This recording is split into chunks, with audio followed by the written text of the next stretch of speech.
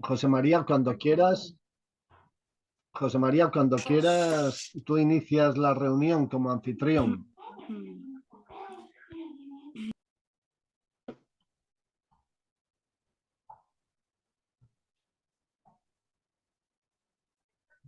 Ah, vale, vale. Que dices que sigues mudito. Vale, vale, vale. Bien. Bueno, vamos a ver. De la semana pasada, bueno, yo estaba esperando a que se conectara Guillermo también, eh, el de México. No me acuerdo el apellido, pero bueno.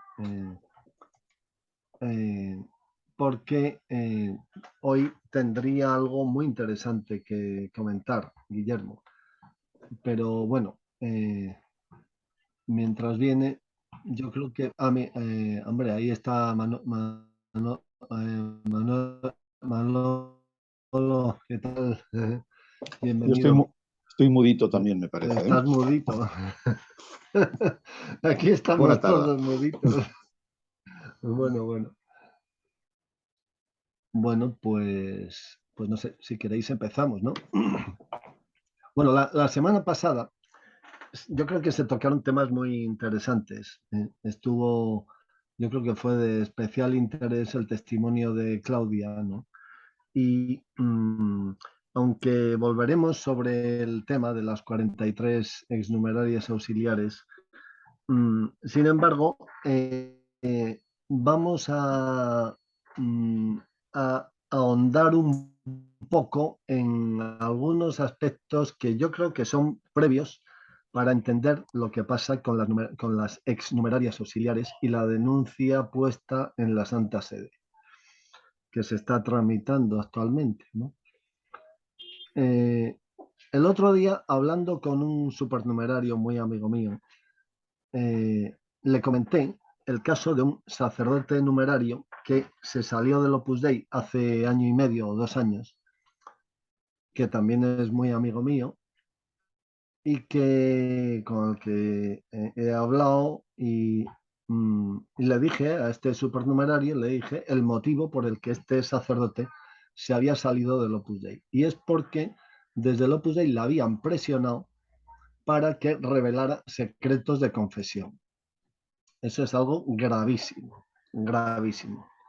Bueno, tan grave como que este supernumerario se cerró en banda con toda su buena fe y me dijo, mira, Antonio, eso es absolutamente imposible. Digo, mira, no es imposible cuando ha pasado. O sea, dice, bueno, pues lo que habrá pasado es que este sacerdote creía que le estaban sonsacando secretos, pretendiendo sonsacar secretos de confesión, pero seguro que no era así. Lo que pasa es que él lo entendió de esa manera. Digo, oye, mira, una cosa es un malentendido, pero otra cosa es que ese malentendido se trate, se hable, o persista hasta el punto de que un sacerdote de una institución abandona la institución y se pasa a la diócesis de Madrid. ¿eh?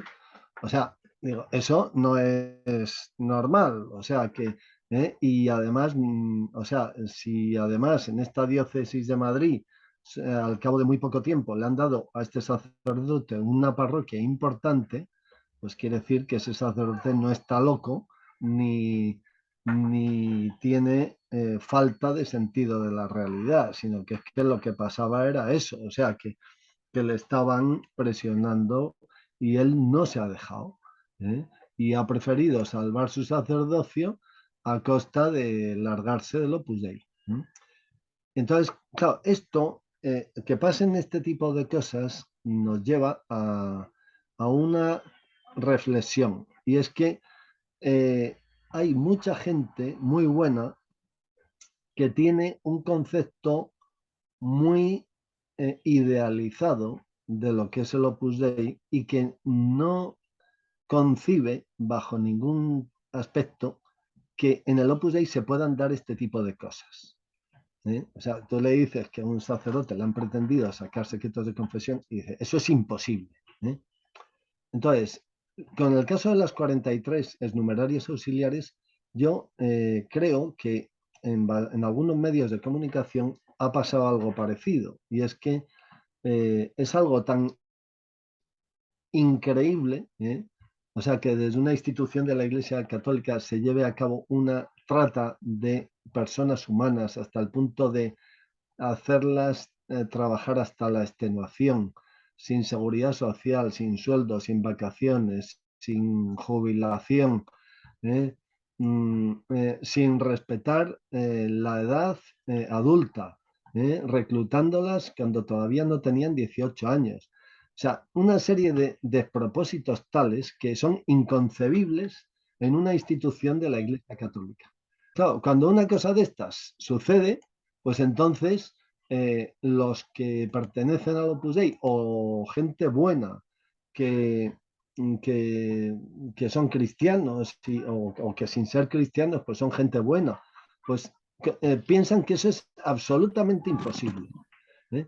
Entonces yo creo que una cuestión importante en la trayectoria de la denuncia ante la Santa Sede y de la denuncia ante los medios de comunicación de la situación de las 43 exnumerarias auxiliares de Argentina, Uruguay, Paraguay y Bolivia es la de explicar los presupuestos previos que han llevado a una situación como esta. Es decir, que el caso de las 43 exnumerarias auxiliares es no un caso anecdótico y anormal, sino una consecuencia lógica de un comportamiento sectario por parte del Opus Dei. Cosa que también cuando yo estoy diciendo esto ahora, seguro que habrá gente que a lo mejor pues me verá en YouTube o en Google y dirá, bueno, el Moya es un resentido. Porque dirán, bueno, pues no, no soy ningún resentido, sino simplemente que es que me he preocupado de no tener prejuicios ni a favor ni en contra de las cosas.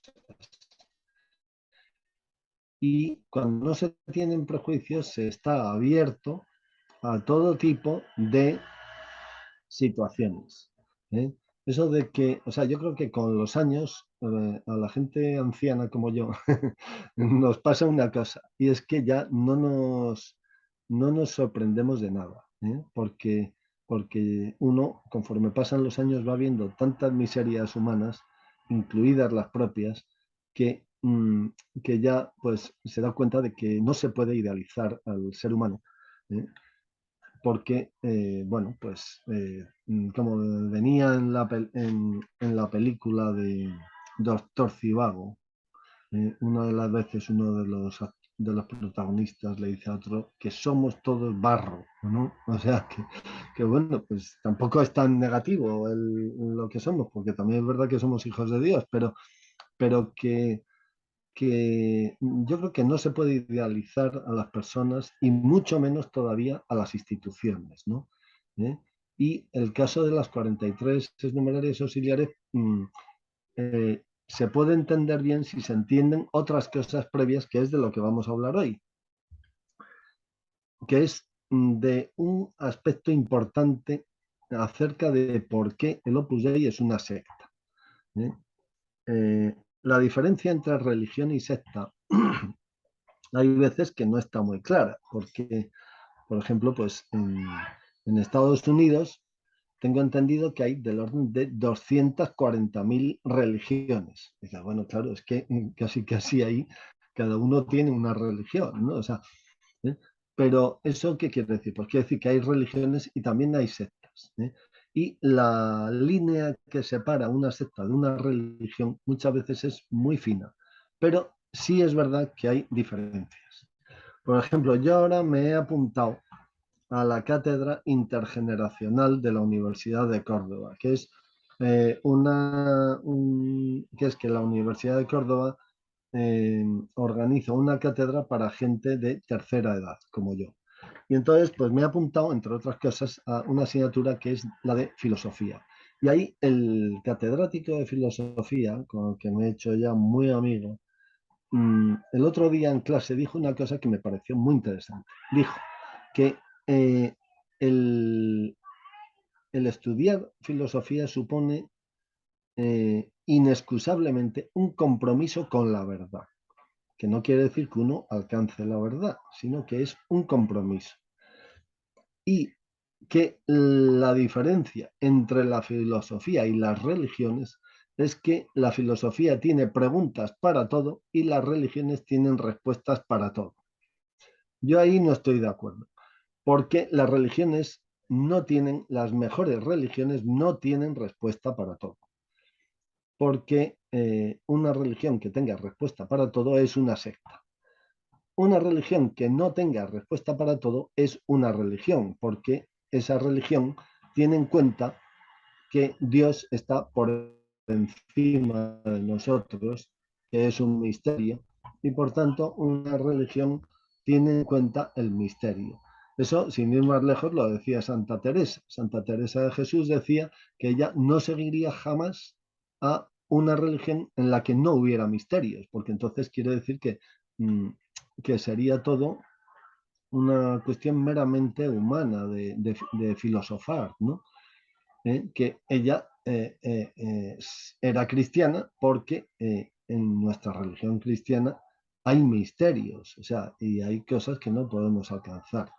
Eso San Agustín también lo cuenta en el libro de las, no sé si es en las Confesiones o en otro, donde habla pues de un niño que estaba en la playa y estaba intentando meter toda el agua del mar en una concha. Y entonces San Agustín le dijo, ¿no ves que no cabe el agua del mar en una concha? Y entonces el niño le dijo, tampoco cabe Dios en tu cabeza. ¿Mm? Efectivamente, o sea, en una religión tiene que haber misterios, tiene que haber cosas que no entendamos, tiene que haber cosas que no comprendamos. El pretender tener, como decía el fundador del Opus Dei, toda la farmacopea, son palabras suyas, es un indicio claro de que el Opus Dei es una secta. ¿Por qué? Porque en el Opus Dei lo que se busca no es la verdad, sino la seguridad. Y lo que se busca en las sectas es la seguridad.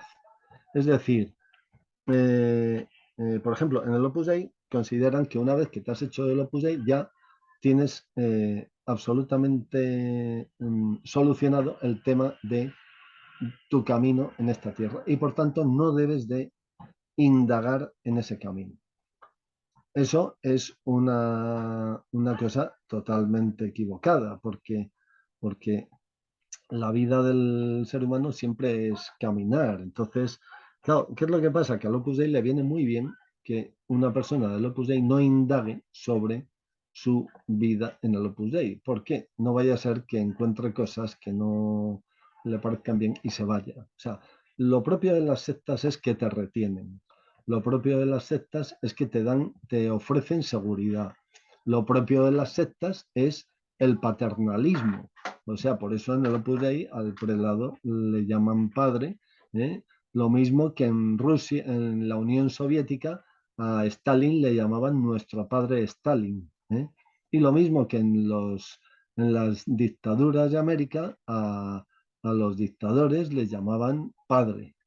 ¿Por qué? Porque existe un paternalismo un paternalismo propio de el padre de la tribu y los de la tribu, ¿no? Que son una secta. Entonces, en una religión no sucede así. Sin ir más lejos, el Papa actual, cuando alguna vez le han llamado Santo Padre, él, en plan de broma, al que se lo ha llamado así, le dice, ¿qué tal, Santo Hijo? O sea, bueno, pues porque es una tontería, ¿no? El andar con ese paternalismo, cuando además Jesucristo no ha instituido al Papa como padre de nadie, sino como hermano. Cuando Jesucristo le dice a San Pedro, confirma a tus hermanos en la fe, no le dice confirma a tus hijos, sino confirma a tus hermanos. O sea que ese paternalismo y ese llamar padre al jefe de la secta lleva a una relación de dependencia por parte de los miembros de la secta, de tal manera que todo lo que se refiera al líder de la secta, al padre, pues es poco menos que Dios. O sea, ocupa un lugar exorbitante en la vida individual de las personas. Eso no pasa en una religión. Yo, sin ningún problema, ya lo he comentado alguna vez, al obispo de mi diócesis, cuando le tengo que contradecir, le contradigo y seguimos siendo tan amigos. O sea, que no hay ningún problema. Pero eso no pasa en las sectas. En las sectas, el líder de la secta tiene un poder espiritual preeminente, da seguridad a los miembros de la secta con independencia de que eso sea verdad o no lo sea.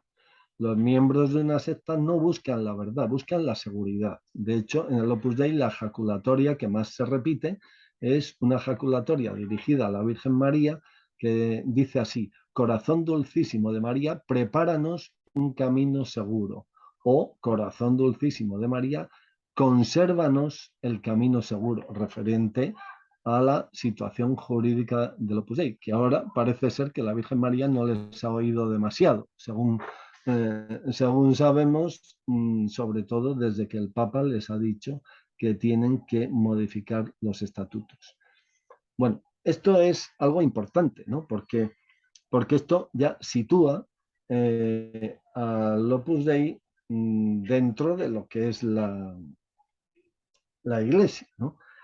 En la página web Opus Libros viene una intervención impresionante de un catedrático de Sevilla, ya jubilado, ex numerario, que se llama Jacinto Choza, que cuenta cómo se fue él del Opus Dei. Y eso sucedió cuando él era profesor de la Universidad de Navarra de filosofía. Y ahí era catedrático un amigo suyo que ya ha fallecido, que era también numerario y que se llamaba Leonardo Polo. Para todos aquellos que sean aficionados o a la filosofía, pues el nombre de Leonardo Polo les sonará. Era un gran filósofo. Entonces, en el año 1979, a Jacinto Choza le pasó lo siguiente. Y es que estaba viendo en un programa de televisión el discurso del Papa Juan Pablo II en las Naciones Unidas, en el que el Papa Juan Pablo II estaba hablando de los derechos humanos. Entonces, claro, algo que a nosotros nos parece muy normal y muy habitual, porque gracias a Dios los derechos humanos cada vez van entrando más en la mentalidad de la gente, ¿no? Sin embargo, cuando Jacinto vio en la televisión a Juan Pablo II, el Papa, hablar de los derechos humanos, le entró una terrible preocupación. ¿Por qué? Pues porque se dio cuenta de que Juan Pablo II estaba diciendo todo lo contrario de San José María Escrivá.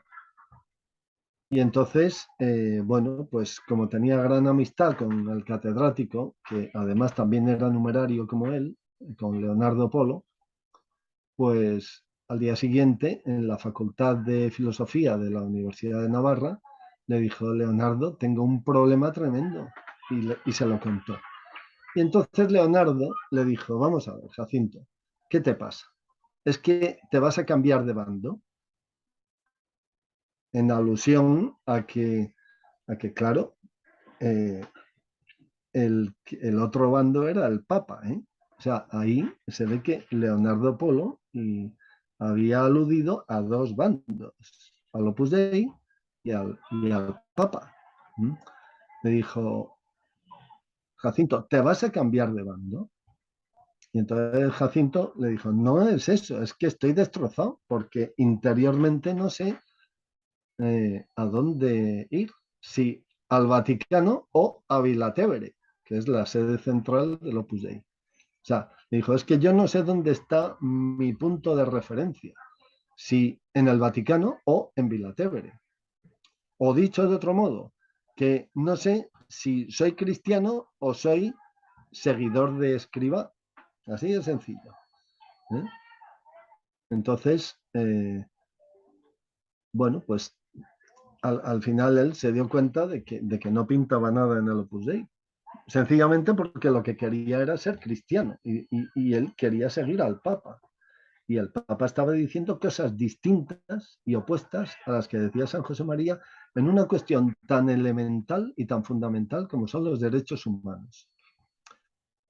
O sea, quiero decir que esto es algo muy grave, ¿no? O sea, lo característico de la secta es la parte, lo característico de la religión es la totalidad. ¿Eh? Ahí la gente del Opus Dei no son cristianos, siguen a San José María, no siguen a Jesucristo. Si siguieran a Jesucristo, eh, funcionarían de otra manera.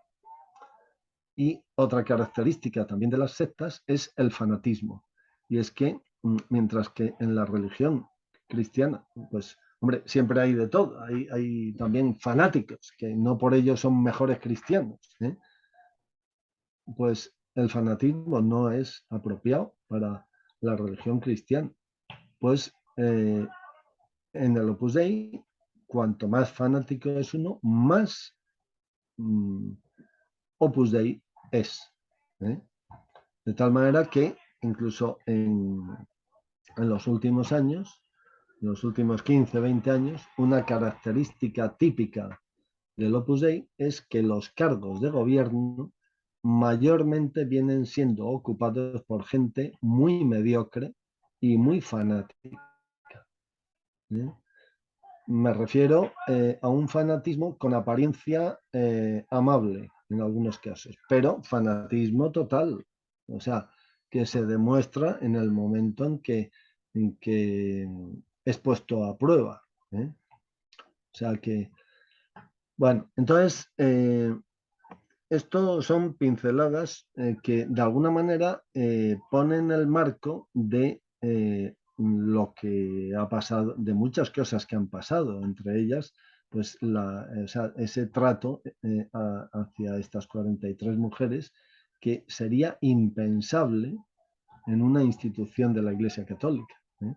Porque contradice los principios más elementales del cristianismo, ¿no?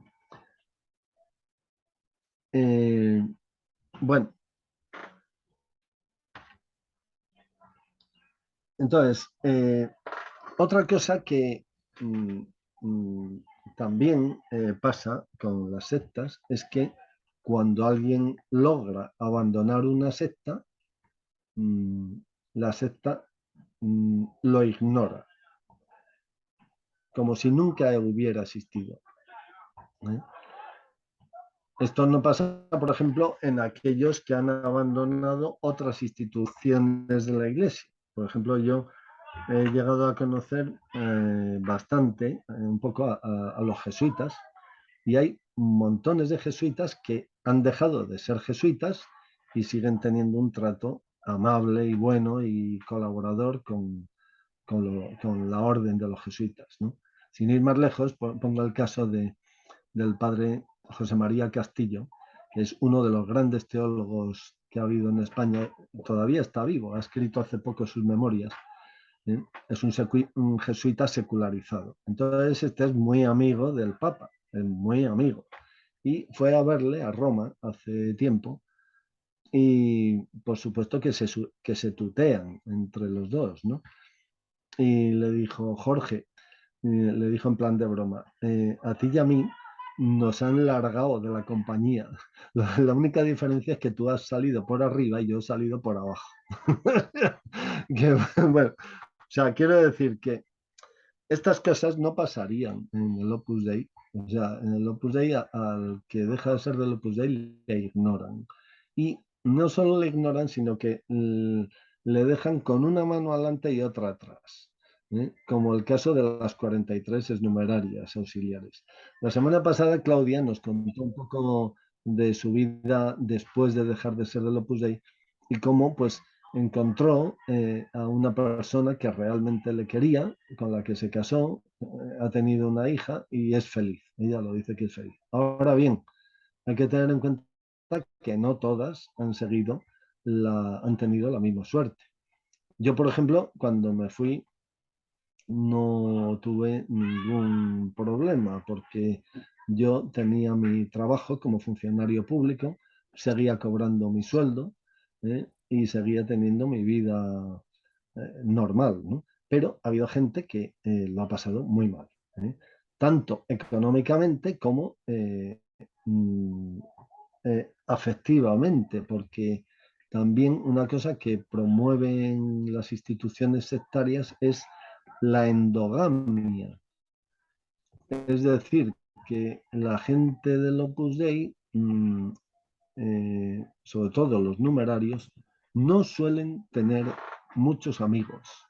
Y entonces, si un numerario o una numeraria se va, pues bueno, pues digamos que no tenía muchos amigos de antes, porque casi sus contactos y sus amigos eran solo los del Opus. O sea, y entonces se ve, o sea, yo conozco a unos cuantos numerarios y numerarias que han dejado de serlo y que lo han pasado muy mal, porque se han encontrado muy solos. Y la soledad no es solo afectiva, sino también es de dinerillo. O sea, si después de una serie de años en el Opus Dei te han sacado la pasta hasta límites insospechados y te dejan con una mano adelante y otra atrás, pues cuando sales de lo tienes donde caerte muerto. ¿eh? Y entonces las pasas canutas. Hasta el punto de que también conozco a unos cuantos numerarios y numerarias que no, porque ya son mayores y digamos que ya no tendrían don, ya dice, bueno, yo si me voy ahora del Opus Dei, ¿qué hago? ¿A dónde voy? O sea, si es que no tengo dónde ir. O sea, más vale lo malo conocido que lo bueno por conocer. Entonces hay gente del Opus Dei actualmente que se resigna a permanecer ahí porque se han quedado sin dinero, se han quedado sin amigos, sin gente y bueno, y tienen poco recorrido fuera del Opus Dei.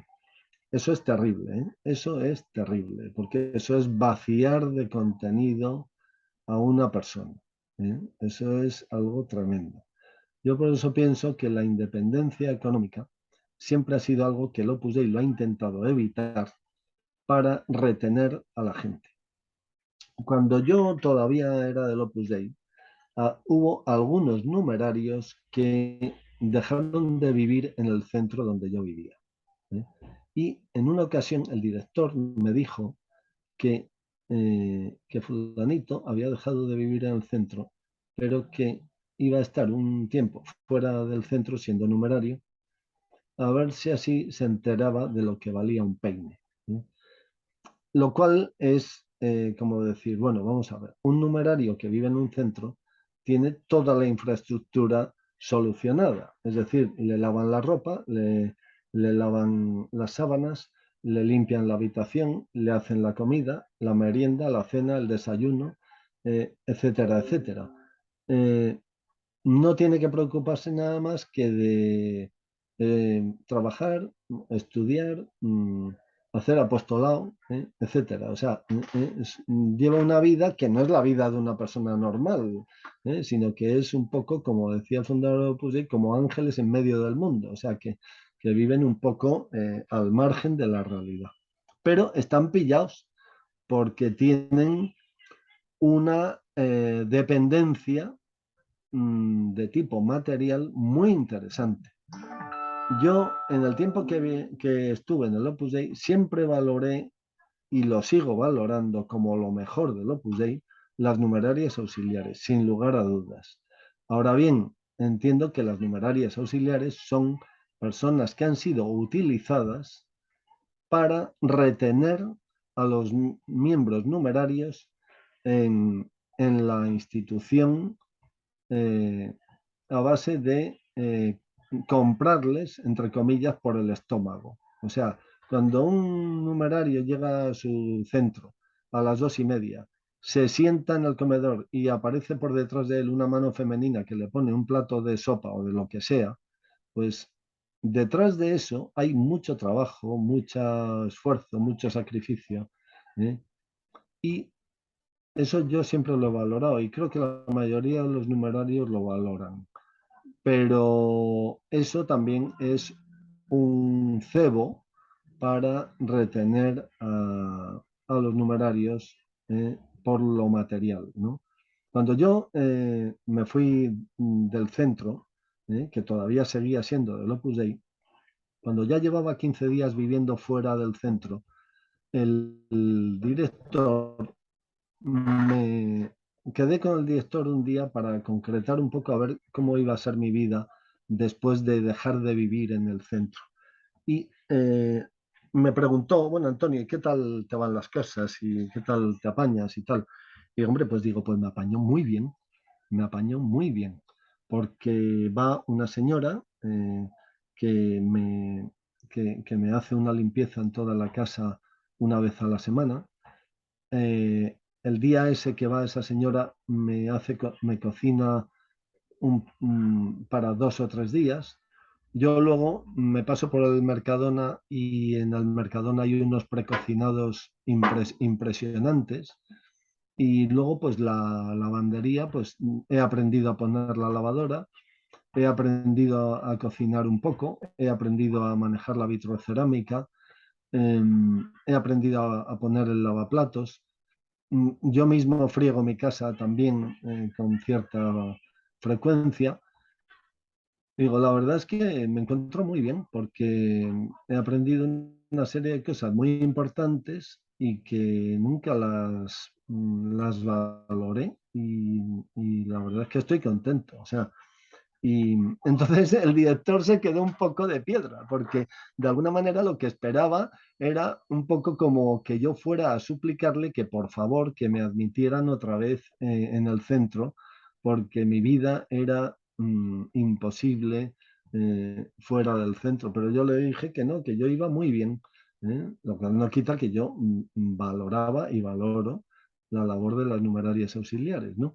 Pero, pero claro, yo noté que la independencia, la libertad que da el no vivir encorsetado en un centro del Opus Dei, la libertad que da el que no te controlen continuamente, pues todo eso es muy, muy valioso, muy valioso. Y me di cuenta de que me estaban intentando comprar a costa del sacrificio de las numerarias auxiliares.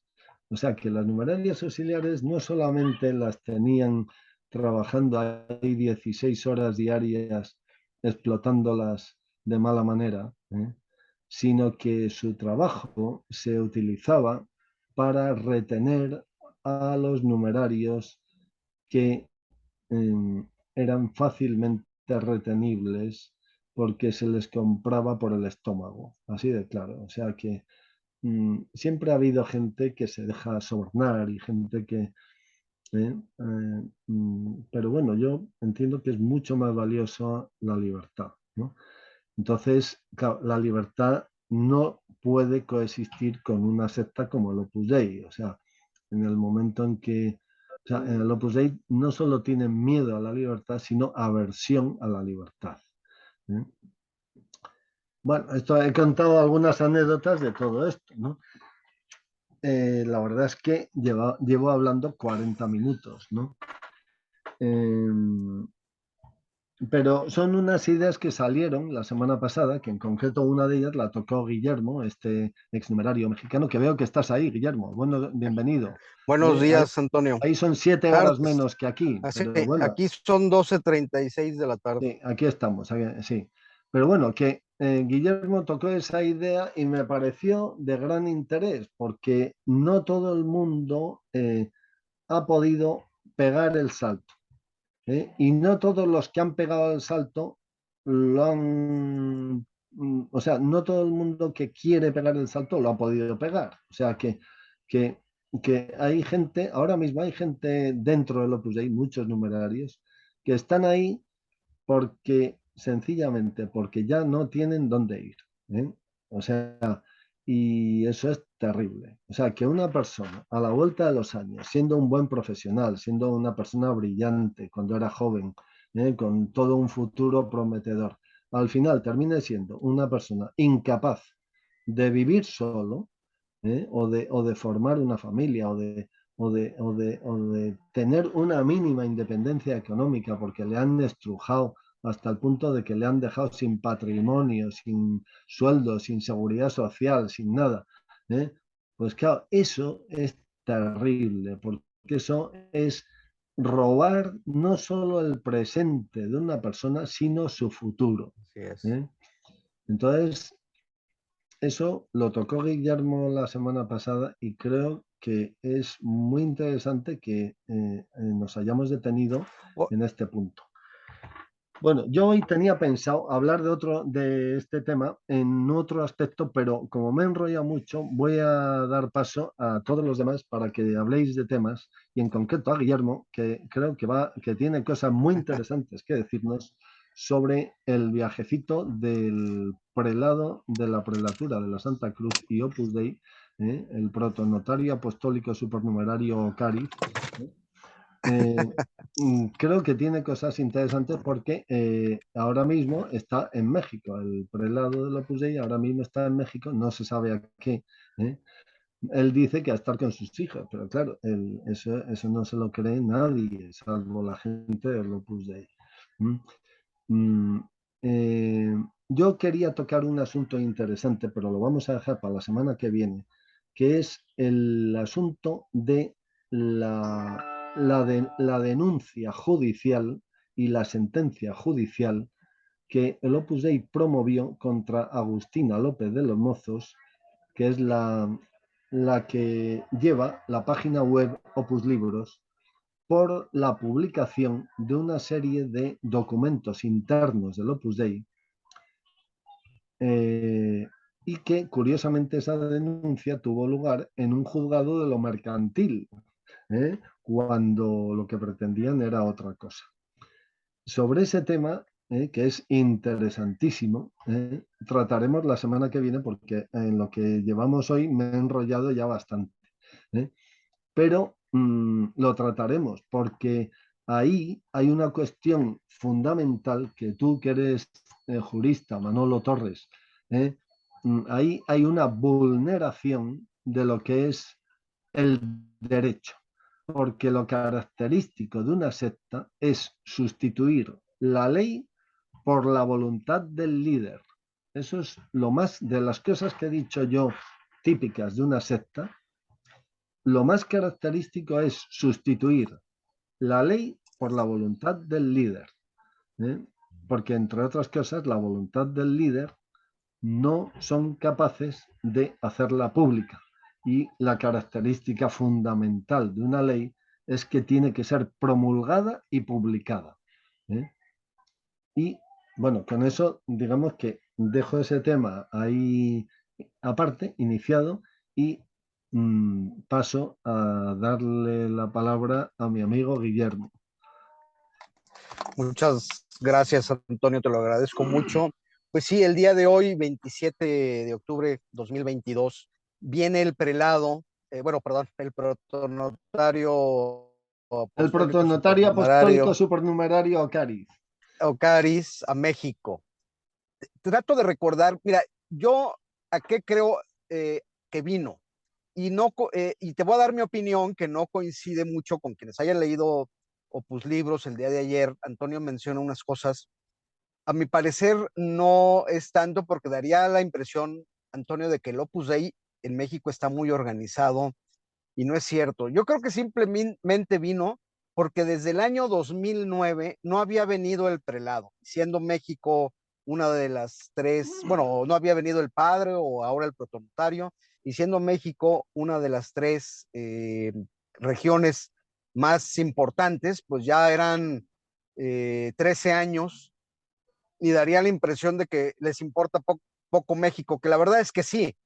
Una característica es que, por ejemplo, nunca ha habido directores en el Consejo General Mexicano, ¿no? Entonces, México siempre lo ven así como de segunda, poco fiable.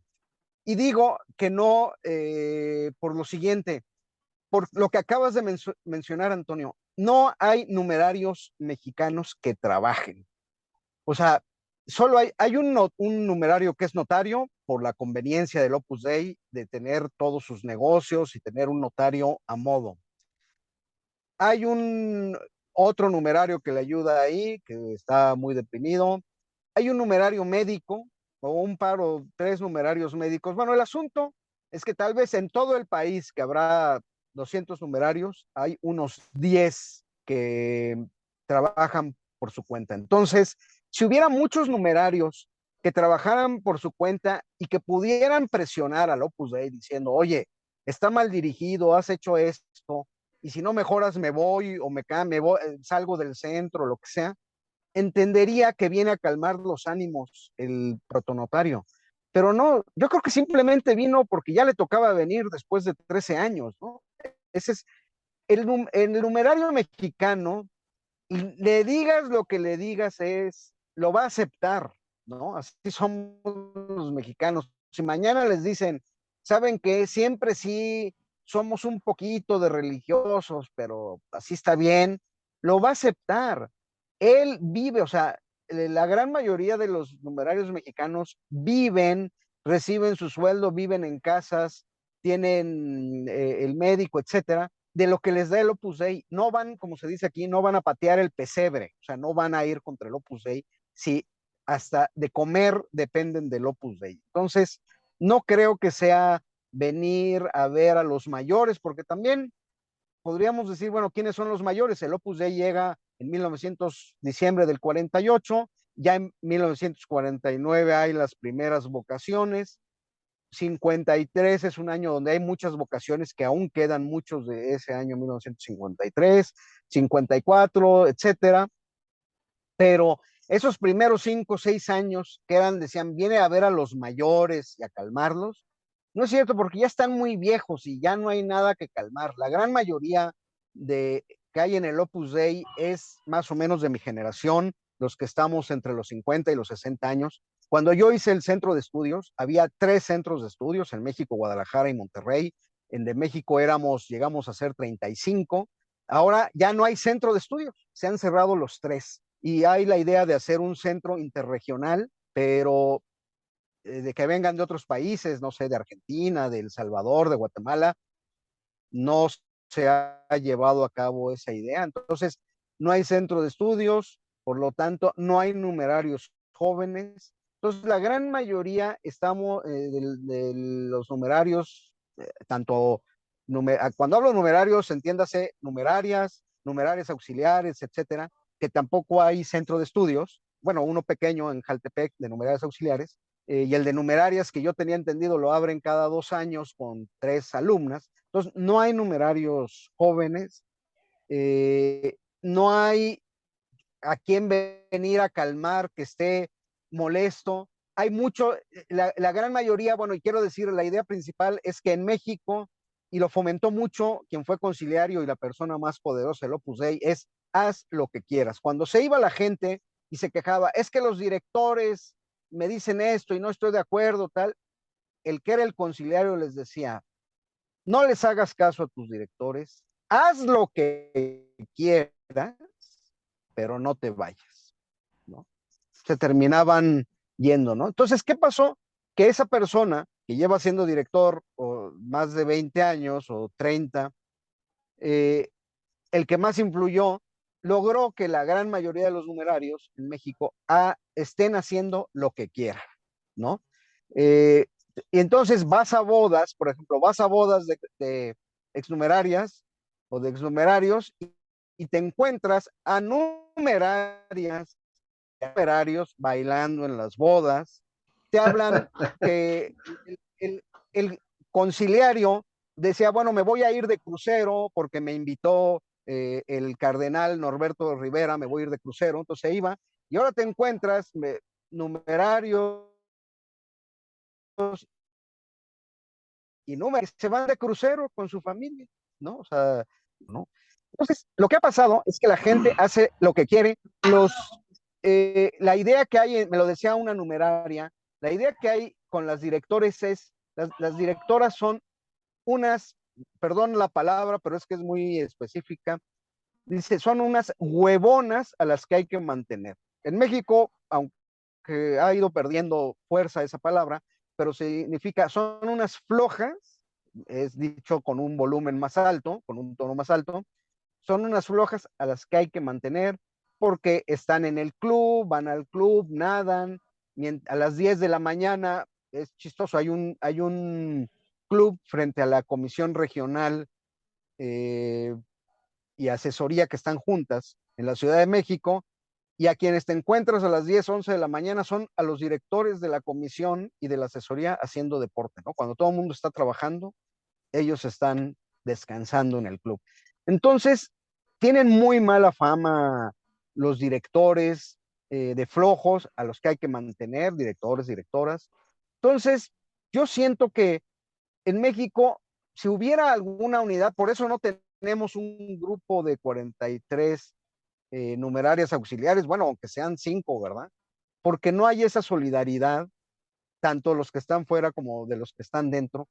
Entonces, no creo, en mi opinión, que el protonotario tenga que venir a arreglar nada. Simplemente tocaba venir después de 13 años, tocaba venir y ya. Y en cuanto a los gastos del viaje, por ejemplo, la tertulia general del año 2009 en el centro del Banco BBV, es una familia pues son los dueños de CAPSA, es una empresa constructora, dueños de esos lugares donde va a haber tertulias, entonces lo prestan sin ningún costo, y si hubiera algún costo, el sea de la luz, el del pagar el guardia, lo que sea, los del estacionamiento, pues lo absorbe la empresa, ¿no? O sea, el Opus Dei nunca pone dinero, siempre va y lo pide. Entonces, es un viaje que para el Opus Dei México al menos no implica ningún gasto. Seguramente ya pidieron donativos, ayuda de supernumerarios, lo que sea. Entonces, no, económicamente no hay ningún problema. Dinero tiene el Opus Dei porque seguramente así es en España y en otros lugares, le piden un 20% a todas las universidades, a todos los colegios, un 20% de los ingresos se los tienen que dar al Opus Dei. Entonces, en México, las universidades que tiene el Opus, la universidad es de alrededor 5,000 alumnos, el IPADE, que gana muchísimo dinero, también otro 20%, los colegios. Entonces, el Opus Dei tiene dinero, recibió una herencia hace unos 8 años de una supernumeraria que falleció, González o Gómez apellidaba a esta mujer, les dio 70 millones de dólares, ¿no? Entonces, y continuamente reciben dinero. El Opus Dei en México no tiene ningún problema, desde luego tampoco piensa pagar nada a las auxiliares y se defenderá si hace falta. Entonces eso, yo siento que si se ha dicho, porque efectivamente es la misma versión que tú comentabas, Antonio, en tu escrito, si se ha dicho que viene a calmar, a tranquilidad, no hay nada que calmar porque la gente ya está, hay muchos muy enfermos, o sea, hay muchísima gente deprimida. No sé si lo comentaba la vez pasada, yo en el centro, en el último centro que viví, éramos 12. Yo no, yo no tomaba, pero los otros 11, los 11 tomaban antidepresivos. Luego me enteré de otros centros donde todos, empezando por el director, tomaban antidepresivos. El conciliario tomaba antidepresivos. Los de la comisión tomaban antidepresivos. O sea, no hay una manera de decir, bueno, la gente está sana y está exigiendo un cambio. No, es una región muy débil, donde no hay vocaciones, donde están muriendo ya los mayores, ya no quedan mayores de esos primeros años de 1949 y 1955, y la gran mayoría de los numerarios están entre los 50 y 60 años, peleándose, este ya es un punto, y con esto termino, peleándose entre ellos. Yo creo que el protonotario también viene a recoger, a regresar a los años 40, 50, cuando se sentían perseguidos por la iglesia, que no los entendían, que los jesuitas, esos son los años que estaban a gusto. Desgraciadamente para el Opus Dei, esos años terminaron y entonces las peleas empezaron a ser peleas intestinas, ¿no?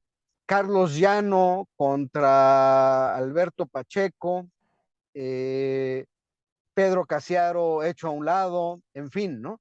Porque como ya no tenían enemigos externos, entonces empezaban entre ellos a picar los ojos. Ahora creo que esta situación con el Papa les regresa a esa situación de los años 40, 50, donde ya tienen nuevamente un enemigo externo, y entonces eso es lo que lo que puede capitalizar el prelado.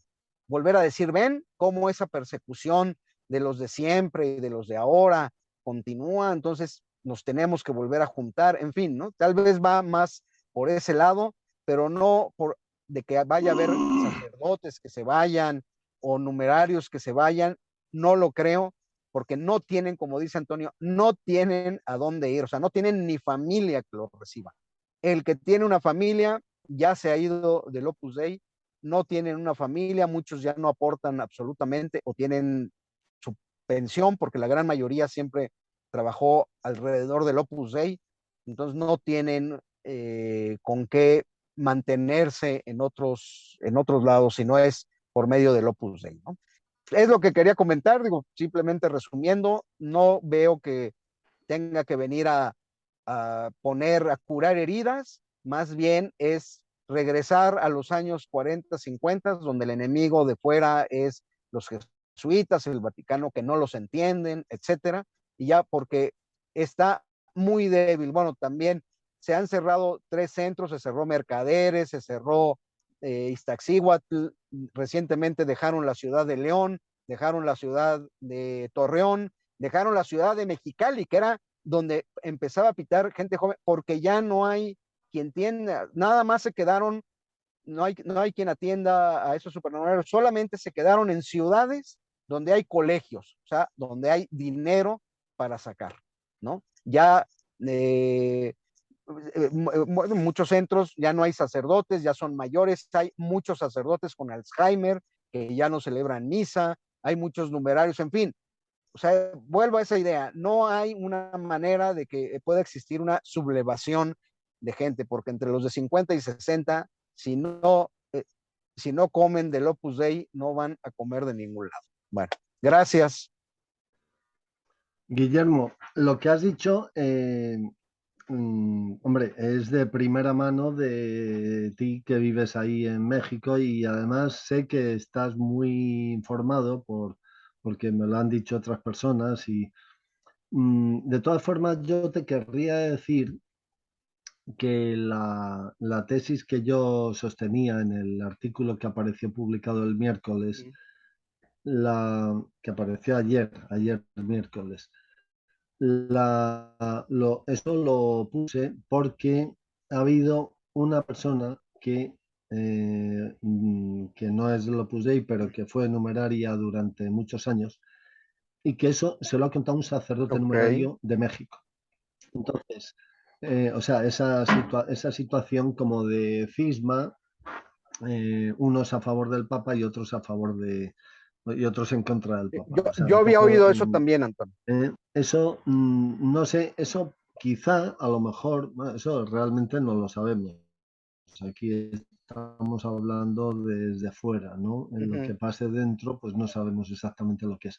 Lo que sí es verdad es que resulta un poco extraño que de la noche a la mañana el prelado, con todos los problemas que tiene en Roma, se dedique a estar 10 o 15 días en México. Eso es muy llamativo. Eso, cualquier persona con 2 dedos de frente y con un poco de sentido de gobierno, teniendo que reformar los estatutos, que es lo mismo que decir que tiene que cruzarle la cara al fundador del Opus Dei, porque eso es lo que eso es lo que va a hacer. O sea, los estatutos del Opus Dei se autocalifican como santos, perpetuos e inviolables, ¿no? Escritos en piedra. O sea, claro, entonces eso, que de la noche a la mañana el que preside el Opus Dei tenga que verse en la tesitura de cruzarle la cara al fundador, eso pues quiere decir que como mínimo, pues lo lógico sería que se quedara en Roma, porque donde tiene el fuego más gordo es en Roma. Que se vaya 2 semanas a México, eso como poco resulta un poco llamativo. Pero yo creo que lo que tú has dicho, esa situación de los numerarios, ¿no? Que son un colectivo muy envejecido y luego muy envejecido, enfermo y sobre todo muy oxidado, porque son numerarios que nunca han trabajado o casi nunca han trabajado fuera de la institución y están muy poco metidos en el mundo. O sea, entonces yo creo que quizá esa explicación que me dio esta exnumeraria, que a su vez se le había dado un sacerdote mexicano numerario, probablemente tenga que ver más que con los laicos, con los sacerdotes. Okay. Porque, porque una de las cosas que le teme el Opus Dei como a un nublado es el problema de que se le vayan los sacerdotes. O sea, por ejemplo, en España, una cosa que hizo el Opus Dei en los años de Juan Pablo II fue el bloquear literalmente a todo sacerdote numerario que se quisiera ir del Opus Dei para pasar a ser sacerdote diocesano. Aquí también pasó eso. Como en los estatutos del Opus Dei queda muy claro, y en el Código de Derecho Canónico también, que para que un sacerdote incardinado en la prelatura del Opus Dei pueda pasar a incardinarse en otra, en una iglesia particular, llámese por ejemplo una diócesis, es preciso que previamente quede claro que el obispo de esa diócesis le va a admitir. En el Opus Dei tradicionalmente lo que se ha ido haciendo ha sido ponerle piedras en todos aquellos numerarios que se creen que a base de calumnia. Entonces, claro, sí, pues imaginémonos un sacerdote numerario al que le hacen la vida imposible. Entonces, este sacerdote numerario decide irse del Opus Dei. Y para eso, pues, busca a un obispo que le acoja. Pero claro, si ese obispo ya está intoxicado, porque desde la dirección del Opus Dei se han encargado de ir intoxicando previamente a todos los obispos sobre determinados sacerdotes un poco críticos, pues ese sacerdote se ve en una situación irresoluble, porque Así no es. tiene nadie que le acoja. La Oye, única salida, la única Antonio, salida que tiene es la secularización. ah, Pero claro, ahí hay sacerdotes que querrían seguir siendo sacerdotes porque tienen amor a su ministerio sacerdotal, se sienten así llamados es. por Dios al sacerdocio y entonces se ven en la situación de que nadie les acoge porque les han calumniado previamente y les han cerrado las puertas. La única salida es la secularización. Y claro, la secularización supone el que se quedan con una mano adelante y otra atrás, que es lo que le ha pasado a mi amigo Antonio Esquivias, que fue Así es. sacerdote. Pero Antonio, también el Opus Dei en eso tuvo su kriptonita, ¿no? ¿Has ¿Tú? oído, bueno, su kriptonita? ¿Has oído de eso de la kriptonita? Sí, Eh, Tú ves, Superman era poderoso excepto contra una, todopoderoso excepto contra la kriptonita. sí, Bueno, el Opus Dei en eso, aquí en México tuvo su kriptonita, porque hay el arzobispo de Los Ángeles en Estados Unidos, sí, es del que Opus Dei, eso lo puse ahí. y entonces ha aceptado desde antes, desde que estaba en otras diócesis, a sacerdotes numerarios, que ya el Opus Dei no los podía calumniar, porque ese obispo ya sabía qué hacía el Opus Dei.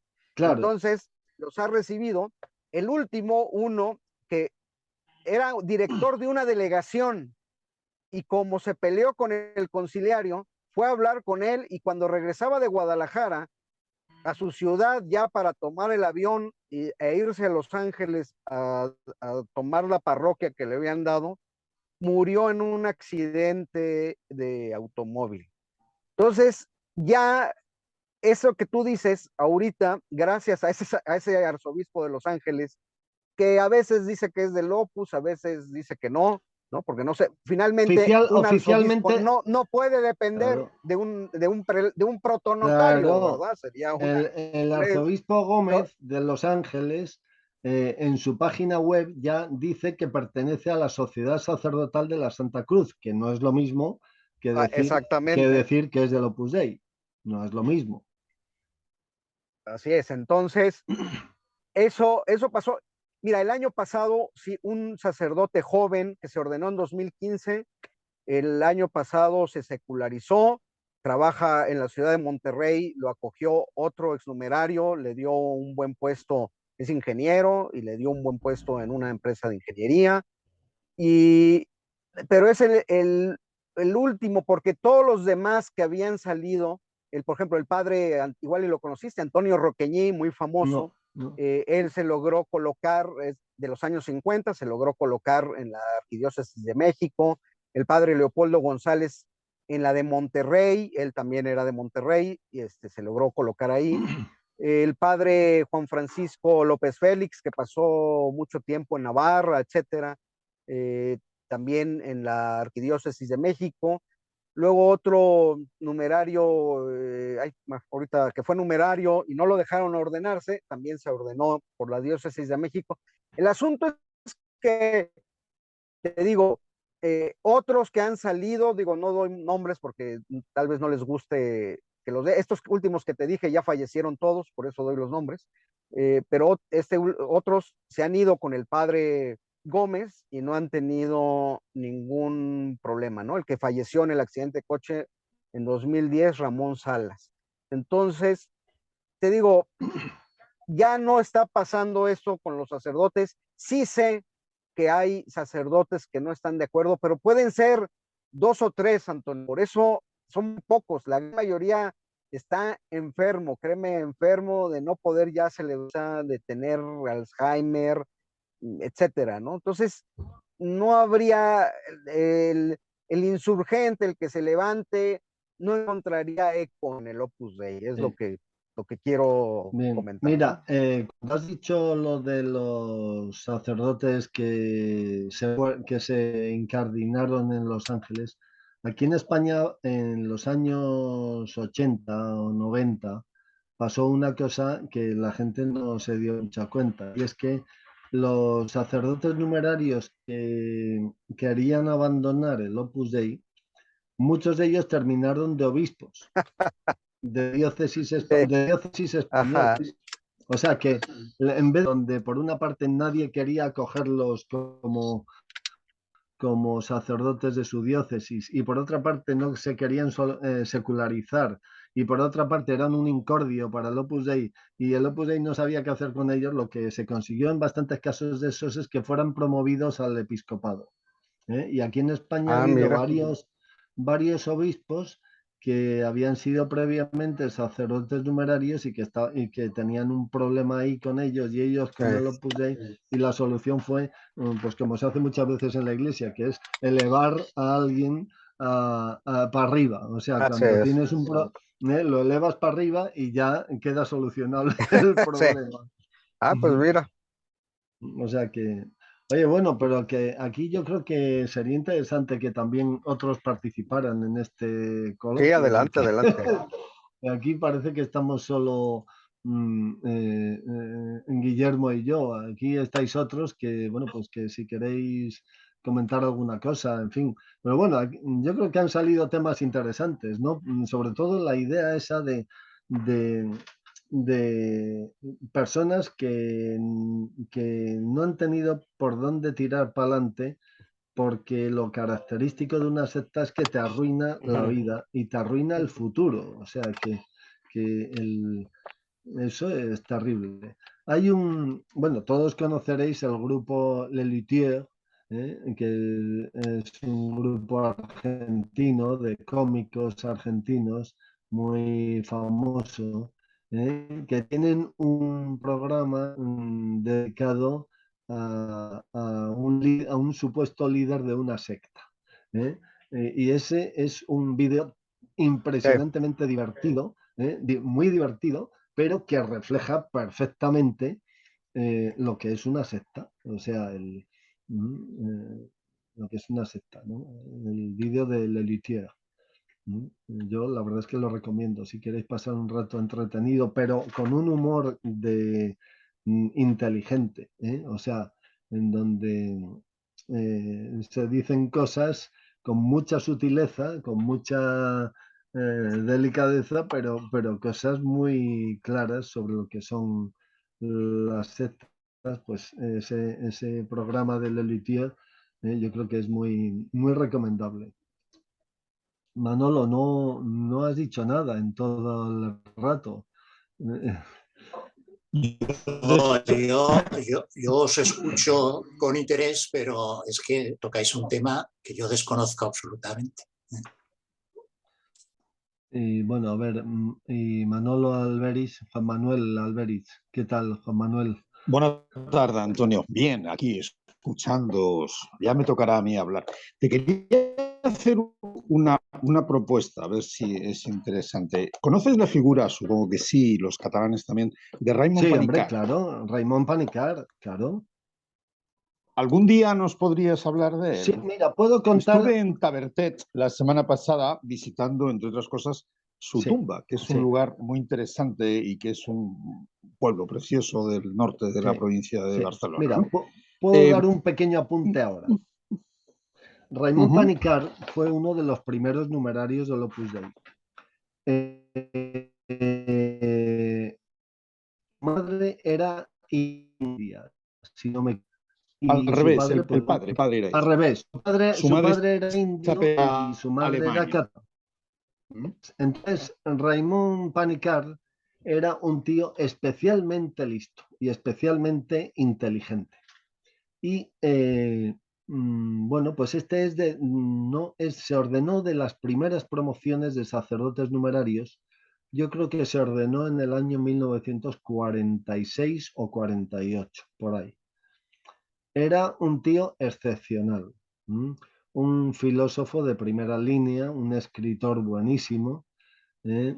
Y un gran teólogo, ¿eh?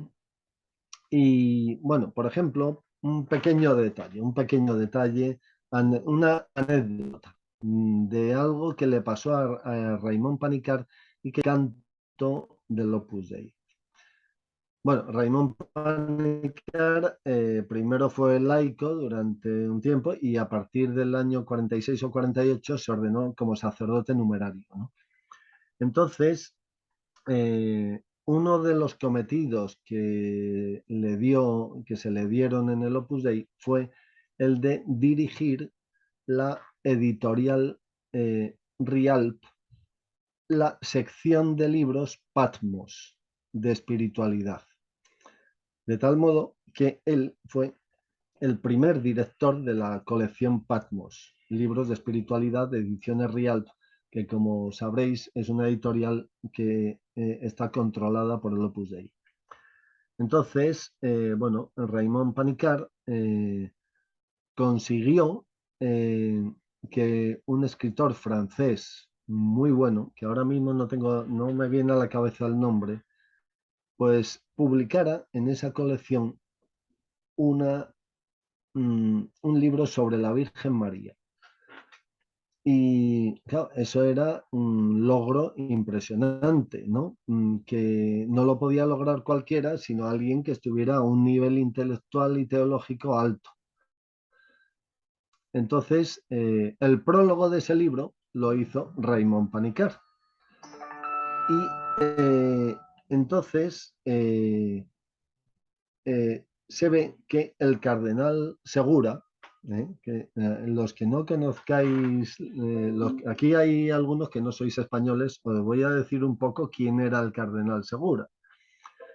Hago un inciso para que veáis la figura tan pintoresca del cardenal Segura.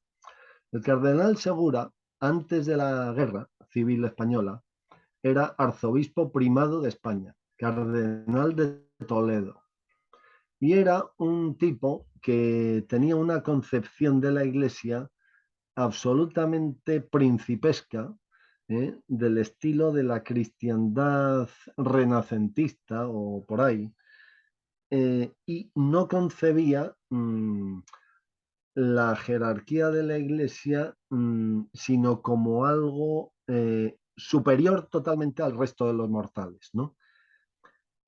Y bueno, por supuesto, era un obispo totalmente anclado en el Concilio de Trento, absolutamente, no, y luego además muy déspota. Bueno, tal es así que en plena Segunda República le o sea, fue tan molesto a los gobernantes españoles que le terminaron expulsando. O sea, que en España se expulsó al cardenal primado de España, el cardenal Segura. Se le expulsó porque era un tipo inaguantable. O sea, se podrá estar a favor o en contra de la Segunda República, pero bueno, pero el hecho es que por encima de consideraciones políticas, el cardenal Segura era un tipo inaguantable y le echaron de España, le echaron, literalmente.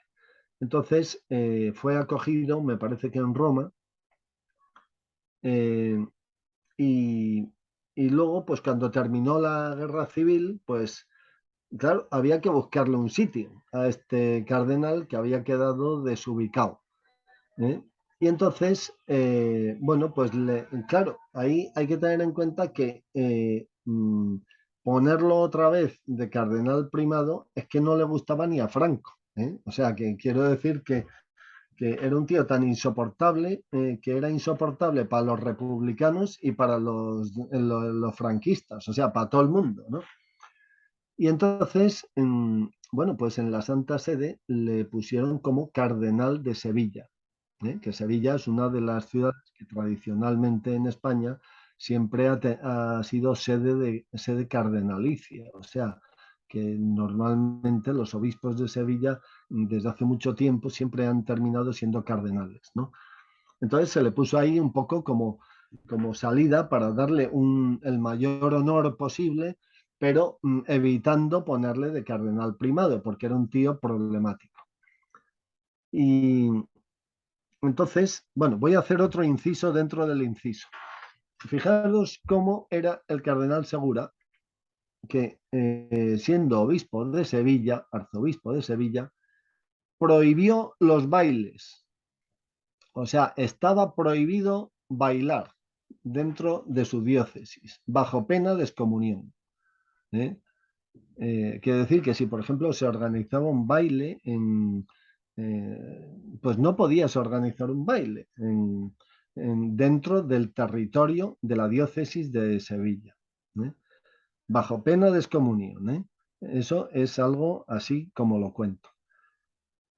Luego, ahí hay una anécdota divertidísima de un escritor español de la posguerra y de la guerra también, de la preguerra también, que se llama José María Pemán, que en un libro suyo en el que cuenta anécdotas de cosas que le han pasado, José María Pemán contaba que un día estaba en la plaza de toros, en una plaza de toros española, viendo una corrida de toros, ya después de la guerra, y mm, eh, por lo visto el torero que tenía que hacer la faena, pues se ve que tenía un miedo tremendo al toro, ¿no? Y eso se le notaba en que le temblaban las piernas, que vamos, de una manera increíble. La plaza de toros estaba en silencio absoluto y el torero estaba ahí con un miedo que se moría, ¿no? Y le temblaban las piernas. Y en un momento determinado, en medio de ese silencio, se oyó desde el tendido alguien que dijo: niño, que te va a excomulgar el arzobispo. Porque claro, el torero tenía tanto miedo que es como si estuviera bailando. Y como ahí estaba prohibido bailar en la diócesis de Sevilla, pues se oyó esa voz en plan de broma, un tío que en medio de la plaza de toros dijo: niño, que te vas a excomulgar el arzobispo. O sea, es una cosa divertida que pasó en aquella época. Bueno, eso es un índice de la intolerancia de este arzobispo.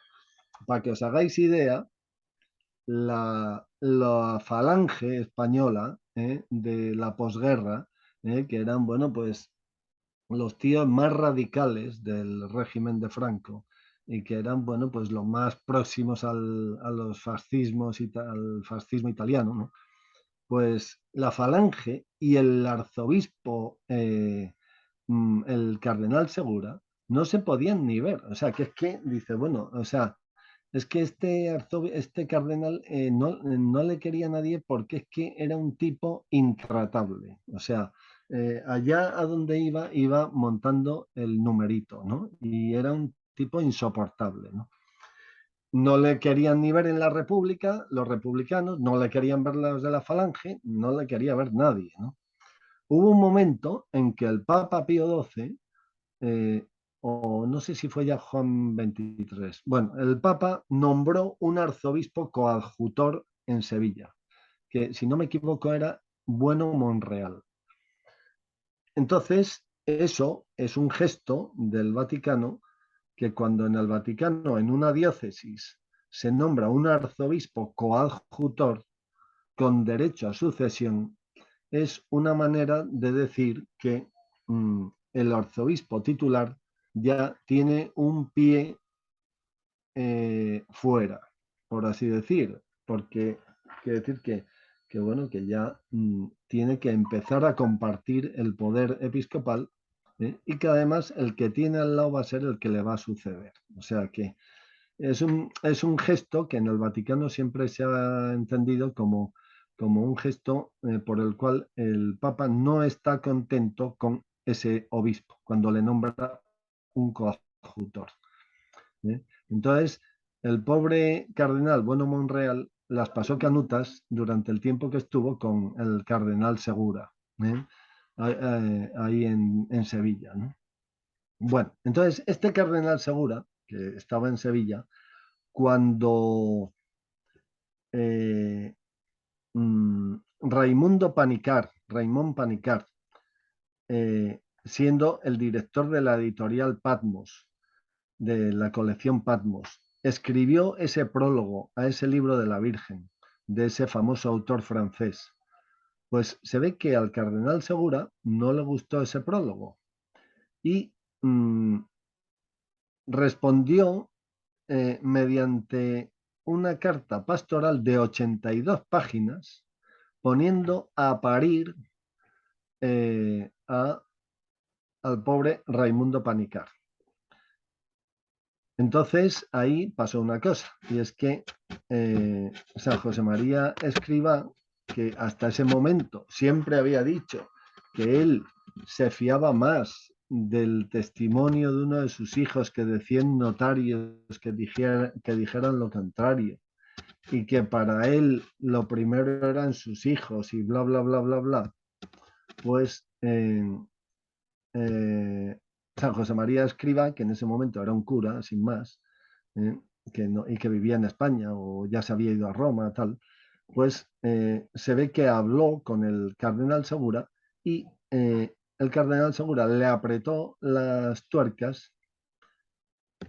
Yo no sé qué es lo que le diría o lo que le amenazaría, pero el hecho es que José María Escrivá destituyó de la editorial Patmos a Raimundo Panikkar, lo envió a Roma a estudiar teología y puso en su lugar a José Orlandis.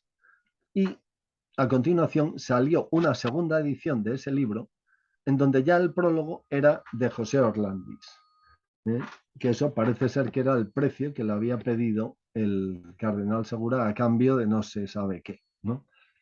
Yo tengo los dos libros, porque yo me he preocupado de buscar en las librerías de viejo por internet los dos libros, la primera edición de ese libro y la segunda edición. En la primera edición el prólogo era de Raimundo Panikkar, en la segunda edición era de José Orlandis y evidentemente son dos prólogos distintos. La diferencia es que Raimundo Panikkar era un tío que no le tenía miedo a pensar ni a expresar su criterio. Y por supuesto que el prólogo de Raimundo Panikkar no es ni mucho menos herético ni dice nada contra la fe, sino que bueno, pues él sostiene sus opiniones y sus ideas, ¿no? Pero eso que decía el fundador del Opus Dei, de que en el Opus Dei hay libertad para sostener las opiniones que uno quiera, incluso en materia teológica, siempre y cuando no se vaya contra la fe cristiana. Eso es mentira, porque ahí José María Escrivá sucumbió al poderío del cardenal Segura, que en ese momento era un energúmeno y un poderoso, y ahí José María Escrivá pues prefirió sacrificar a uno de sus hijos, entre comillas, ¿eh? y quitarlo de en medio simplemente para satisfacer los caprichos o las locuras del cardenal Segura, ¿no? Eso a Raimundo Panikkar le causó una gran decepción. Luego, posteriormente, pues ya el distanciamiento fue cada vez mayor, ¿no? Y hubo un momento en que Raimundo Panikkar, pues, dejó de ser del Opus Dei y posteriormente se secularizó, más tarde se casó y luego pues ha llegado a ser un gran teólogo que ha tratado un tema interesantísimo, que es el tema de los puntos de unión y de encuentro entre las religiones entre las religiones indias y el cristianismo, ¿no?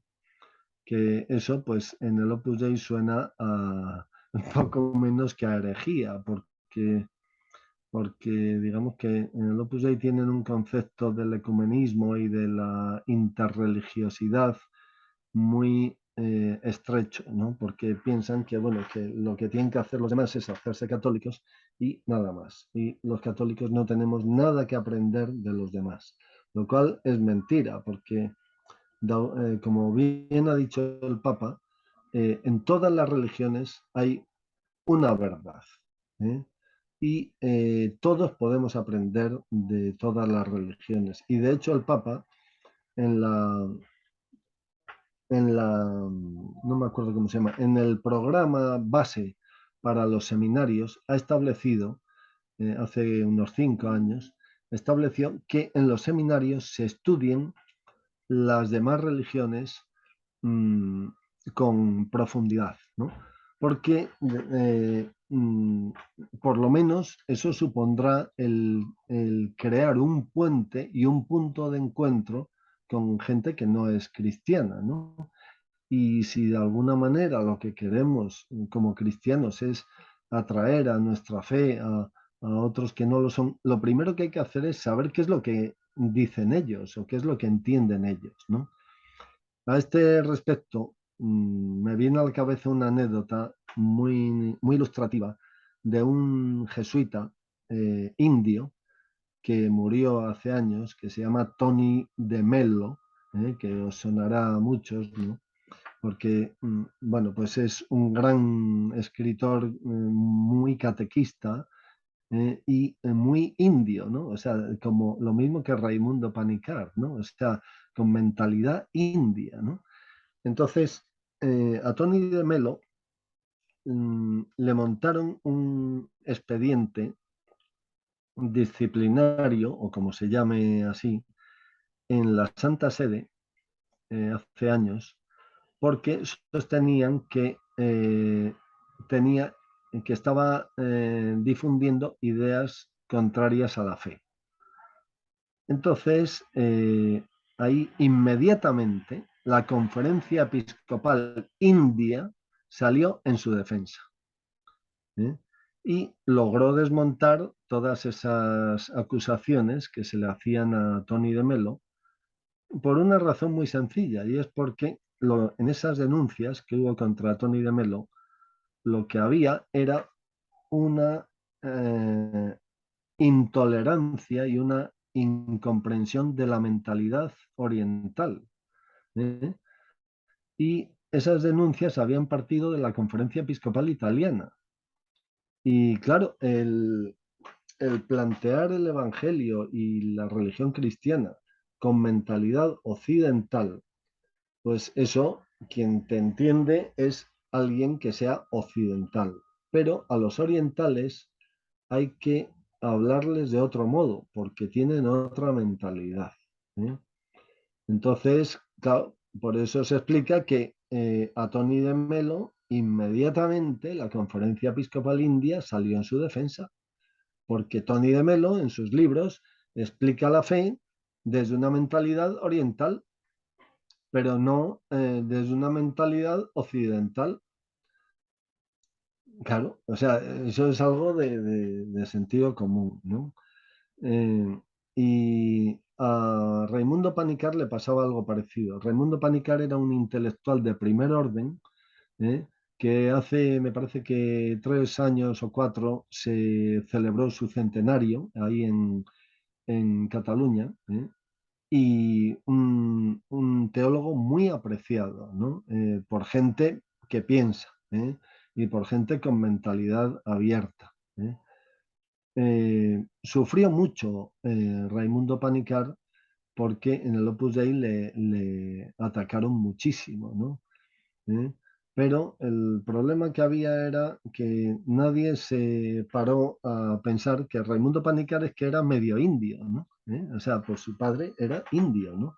Y tenía mentalidad india, ¿no?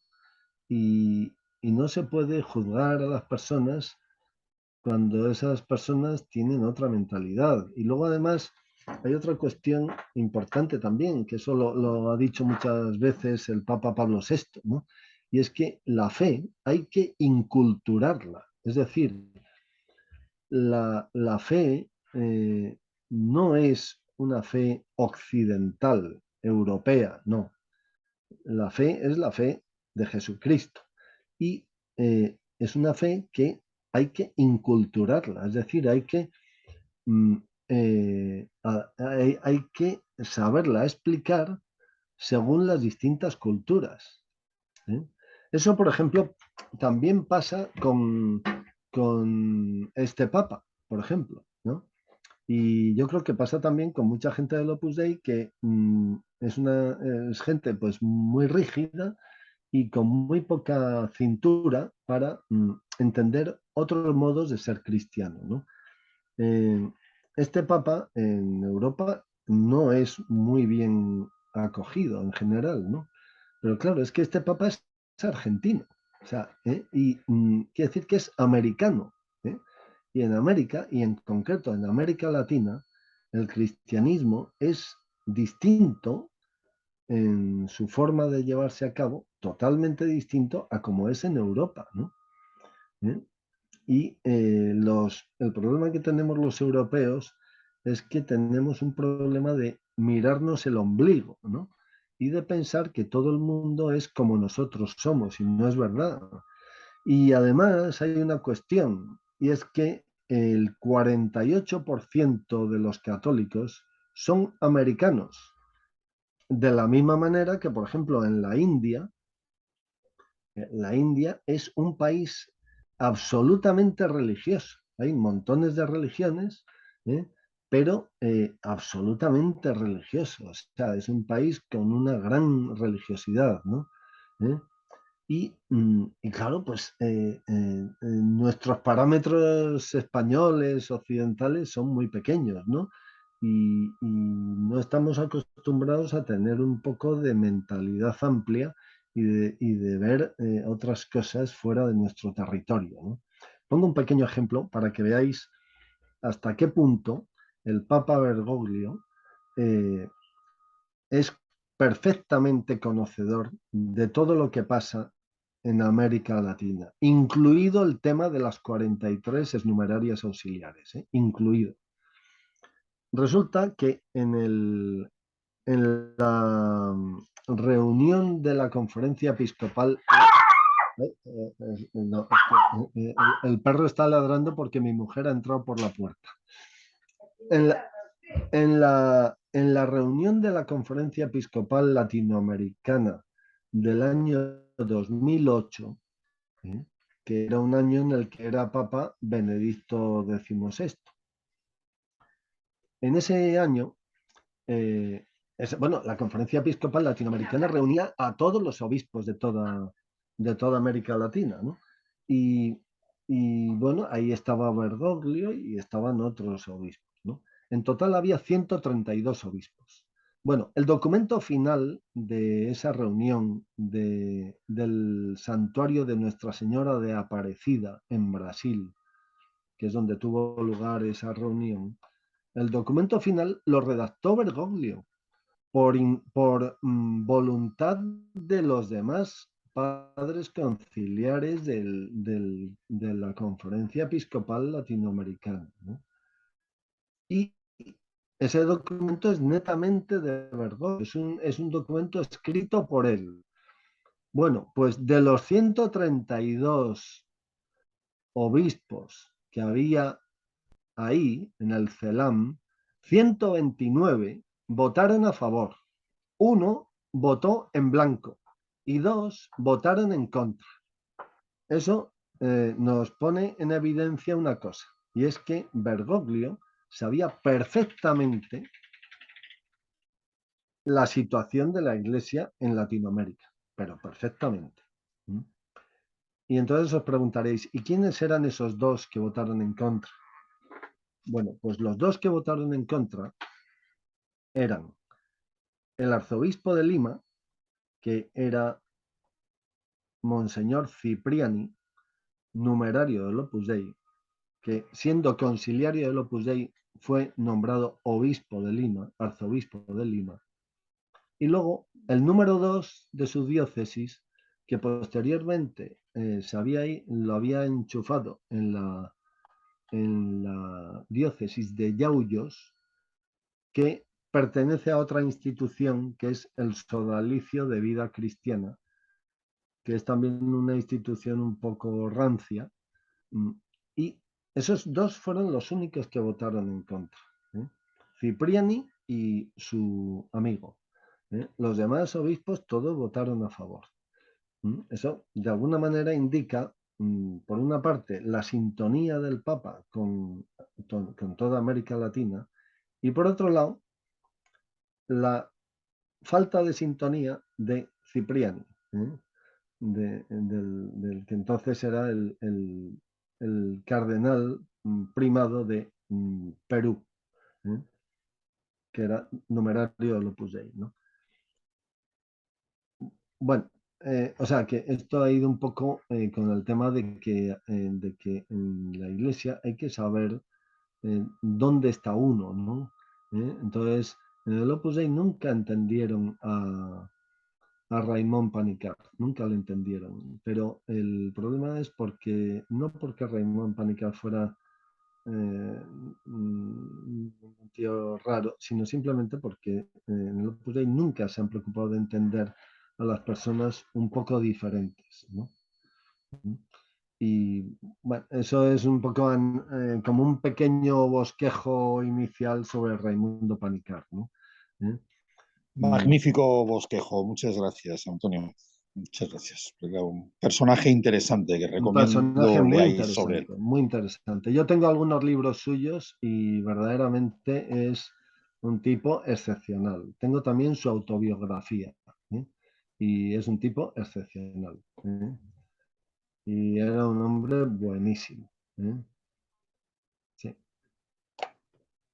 Bueno, pues no sé, seguimos si queréis o no, nos vamos, porque la verdad es que llevamos ya un ratillo, llevamos ya hora y media, pero vamos, ya aquí lo que Antonio, ¿has queráis. O pensado sea alguna que vez hacer un libro esto... sobre todo esto? ¿Has pensado ¿Qué? alguna vez hacer un libro sobre todo? A ver quién me está preguntando. Yo, José Ramón José Carrillo. Ramón. José Ramón. A ver, José Ramón. Es que no me va bien la cámara. Que no tienes la cámara puesta. Bueno, hombre, la verdad es que no, porque es que hay otras muchas cosas interesantes. Por ejemplo, tengo que sacar a pasear a mi perro, a que vaya a cagar. Hablando pronto y bien. O sea que, pero, pero bueno, que no, pero sobre todo es que, mira, no es que, vamos a ver, no es que el asunto es que después de 42 años en el Opus Dei, si ves con sentido crítico, es decir, no con odio, ni mucho menos, sino con sentido crítico, todo, y por tanto ves las cosas buenas como buenas y las que no te parecen tan buenas como no tan buenas, pues entonces yo creo que entiendes muchas cosas y les sacas jugo a muchas cosas. Yo creo que, por ejemplo, la intervención de la semana pasada de Claudia fue sensacional, ¿no? La de Guillermo, desde la semana pasada y de esta, pues también sensacional, ¿no? ¿Por qué? Porque somos gente que hemos vivido una serie de cosas y las hemos pensado. O sea, que digamos que no las hemos pensado durante una serie de años de la vida, pero se nos han quedado en la memoria. Y luego, más adelante, cuando nos hemos puesto a pensar, pues les hemos sacado partido a todas las cosas que teníamos en la cabeza, ¿no? Y hemos encontrado que, pues, que hay una explicación para una serie de cosas y otras no. Hombre, al fin y al cabo, el sentido de estas reuniones, de estas conversaciones, pues es un poco eso, ¿no? El acercar a través de un medio audiovisual a todo el que quiera verlo en internet a través de YouTube, pues una serie de reflexiones o de anécdotas o de pareceres que puedan enriquecer a otras personas, ¿no? Mm, yo he podido ver que en alguno de los vídeos de YouTube, pues hay algunos comentarios negativos hacia mí, por parte o hacia lo que yo digo, por parte de algunas personas que presuntamente me imagino que son de Opus Dei. Hombre, yo a Jordi Ratés lo que le dije desde el primer día y lo digo ahora otra vez, o sea, es que esas personas yo creo que están invitadas a venir aquí, a este, a estas reuniones, porque si tienen algo que decir, pues serán bienvenidas, ¿no? O sea, porque aquí tampoco somos sectarios en el sentido de admitir solo a los que vayan a estar a favor y no admitir a los que estén en contra. O sea que yo ya lo digo muy claramente, si hay alguien que ve estos vídeos y no está de acuerdo, pues simplemente digo que está invitado a participar en estas reuniones. Ya saben que quien organiza esto es Jordi Ratés de la web Área Cuántica, y es cuestión de mirar en la web de Área Cuántica y ponerse en contacto con Jordi y pedirle a Jordi que le envíe a quien quiera el enlace de la reunión del siguiente jueves. Y aquí nos vemos todos, o sea que yo no tengo el más mínimo inconveniente en debatir con quien sea o en aceptarle al que sea las explicaciones que dé si es que me resultan convincentes. O sea que quiero decir Vale, gracias. Gracias por la respuesta. o sea pero bueno, hay tantas cosas sobre las que se podrían escribir libros joder, que lo malo es que tenemos una vida limitada, ¿no? Y entonces, pues hay veces que no, que lo más que da tiempo es a tener una reunión en un café o en una plataforma de Zoom, que para el caso es casi lo mismo, ¿no?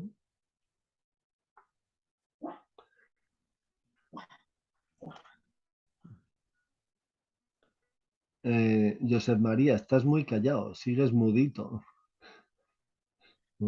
Decía que se tenía que acabar ya la reunión, Sí, que a lo mejor es que se tenía que acabar ya. sí. Bueno, sí, hay quien me ha dicho que son un poco largas. Yo la verdad es que también lo pensé, lo he pensado y al principio se lo dije a Jordi, lo que pasa es que poco a poco nos, nos vamos enrollando y sobre todo yo, claro, ¿no? Pero bueno, en fin, que ya procuraremos hacerlas un poco más cortas, ¿no? Dice José María Reichard que debemos ir acabando, aunque él no puede hablar por su micrófono. Bueno, pues si queréis lo dejamos para la semana que viene y yo la semana que viene, no por voluntad, sino por fuerza, tengo que dejarlo a los 40 minutos. O sea que la semana que viene estaremos solo 40 minutos y bueno, pues ya nos veremos y ya seguiremos tratando un poco estos temas, ¿no? Sobre todo ese que apunté antes de lo de las publicaciones de Opus Libros, ¿no? Vale, pues gracias, que vaya muy bien. Buenas noches. Muy bien, gracias a todos. Gracias a ti, Antonio. Adeu. Gracias. Bueno, muchas Chao, gracias. Adiós.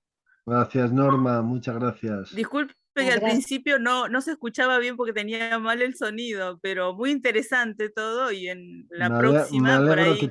Me alegro que te haya gustado. Sí, la verdad que mucho. Y por ahí la Muy bien. próxima también puedo aportar algo. Muy bien, muy bien. Será muy bienvenida tu aportación. Bueno, muy bien. Muchas gracias. A ti. Beatriz, muchas gracias por tu asistencia. Gracias, Antonio. Lo mismo te digo, Elvira, muchas gracias. Ya nos vamos quedando poquitos. Juan Manuel, muchas gracias por tu presencia. Claudia, lo mismo te digo.